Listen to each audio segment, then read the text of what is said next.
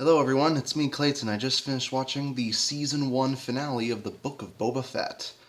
And through the series' ups and downs, I gotta say this is probably the best episode of the whole series. I know I've said that before about episodes 5 and 6, but this definitely gives the show the finale it ultimately deserves. As the Pykes Syndicate comes for their ultimate standoff against Boba Fett and his forces, Mando finds out that Cole Vanth has been shot by Cad Bane, and it seems like the reinforcements straight up aren't coming. As the two Mandalorian soldiers ultimately find themselves outnumbered and outgunned, we get pretty much every single major supporting character who's been here so far coming back to help out with this little battle. Well, I say it's a little battle, when really it's one of the biggest battles I've seen in any of these Disney Plus series. You've got giant Scorponok tank droids coming now and just blasting everybody. You've got Pykes shooting at people from all directions. You got Krishantin fighting in close quarters. The Gamorrean guards that get pushed off a cliff. You get those guys on those Power Ranger scooters that people didn't really like who get to have some cool moments with the people from Freetown. Even Grogu gets to show up and help out Mando once again with his force powers. It's freaking crazy.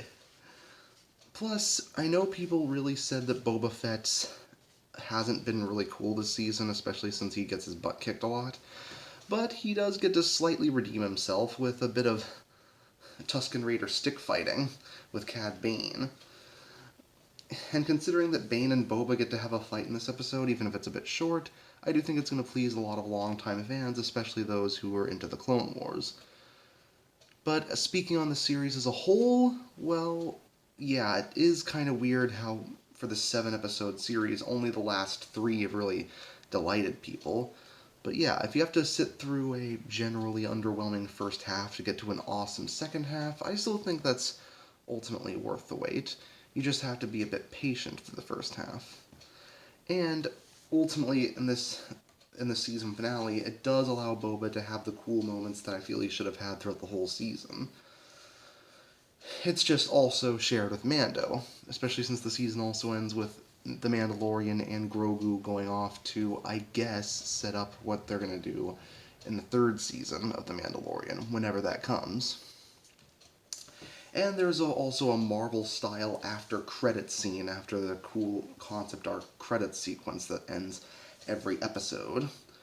So while there are some characters that I didn't really like, like the guys in the Power Rangers cycles and the mayor's assistant and such, and the Pykes weren't exactly very interesting villains, kind of just there they were kind of just there so the final battle could happen and so that there'd be some kind of villain throughout the series.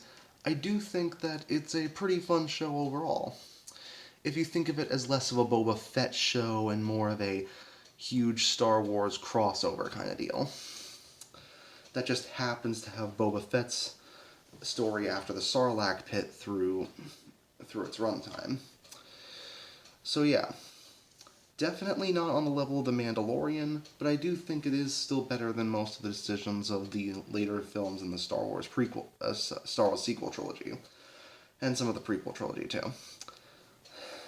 So, if you're a fan of Boba Fett, you might have to wait a little bit while for him to really get going, but the series does manage to give you a solid finale that I feel should satisfy a lot of people who felt lukewarm at best about the first half of the series. That's why I'm going to give the Book of Boba Fett overall a 7 out of 10. Can't wait for Mando Season 3.